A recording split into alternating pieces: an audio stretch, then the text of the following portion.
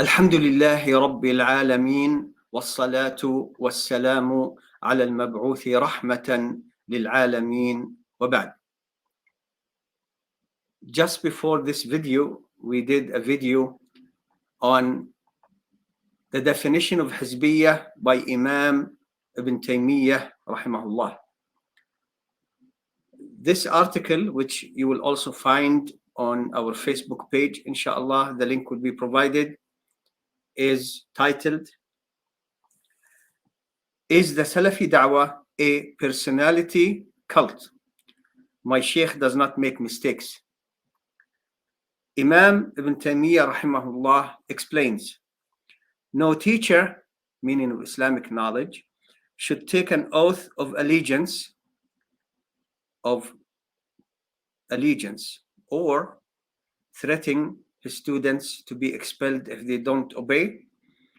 No teacher should take an oath of allegiance from his students to agree to everything he says or to be friends of his friends and enemies of his enemies. Ibn Taymiyyah, Majmu'at al-Fatawa, volume 28, page 13.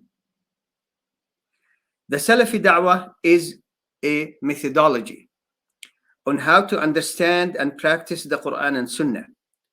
The Salafi Da'wah is entirely based on the Quran and Sunnah according to the way the Prophet's companions understood and practiced the religion exactly as they learned all this from the Prophet of Allah sallallahu alaihi wasallam. By definition, the Salafi Da'wah is not a personality cult, where a teacher and his followers would, as Ibn Taymiyyah puts it, consider whoever agrees with them as their friend and supporter, and whoever disagrees with them as the aggressor enemy. Ibn Taymiyyah, Majmu'at al-Fatawa, volume 28, page 13. Currently, many among those who ascribe to the Salafi Da'wah fell into this trap, which constitutes a classical case of Hizbiyyah.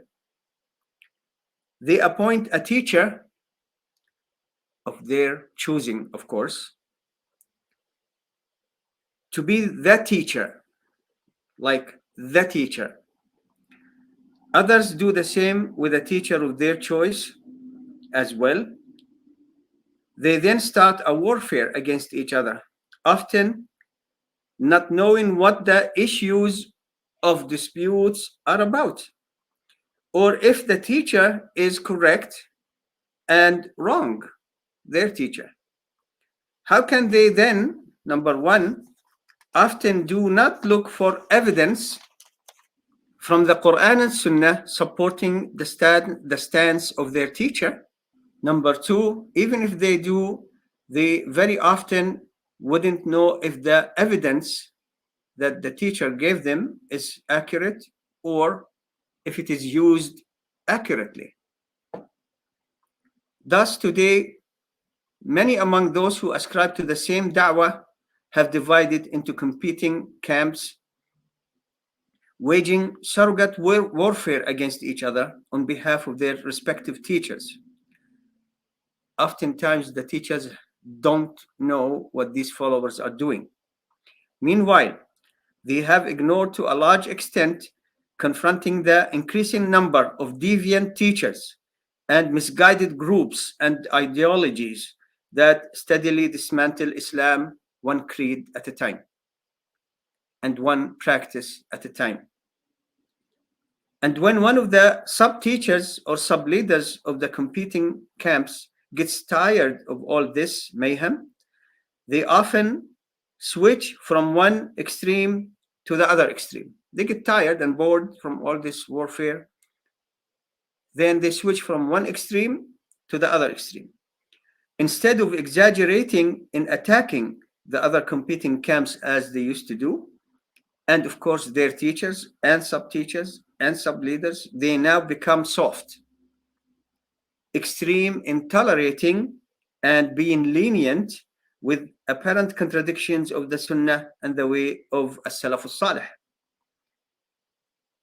They claim that their earlier harshness, which is their harshness. They did that in contradiction to the Salafi method, which in reality they practiced in defiance of the Salafi da'wah and its normal methods, did not do them or their opponents any good.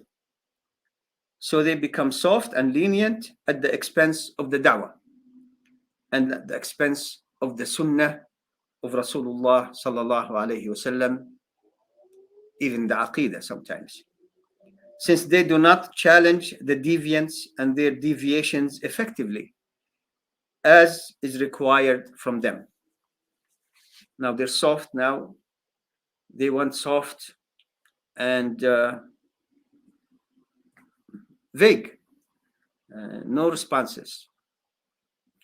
Some of them engage in social activities, mashallah, after being drowned up to their ears with harshness and attacking and attacking and attacking. Now, no matter the deviations,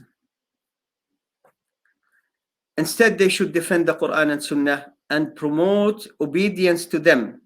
As Ibn Taymiyyah explains, I'm going to finish with what Ibn Taymiyyah said here. The teachers and their followers are required to abide by the ordainment of Allah and His Messenger sallallahu alaihi wasallam, stipulating that they should obey Allah subhanahu wa ta'ala and His Messenger sallallahu alaihi wasallam, implement what Allah subhanahu wa ta'ala and His Messenger sallallahu alaihi wasallam commanded, and forbid what Allah subhanahu wa ta'ala and His Messenger forbade. Ibn Taymiyyah, Majmu'at al-Fatawa, volume 28, page 13. Walhamdulillahi Rabbi al-Alamin.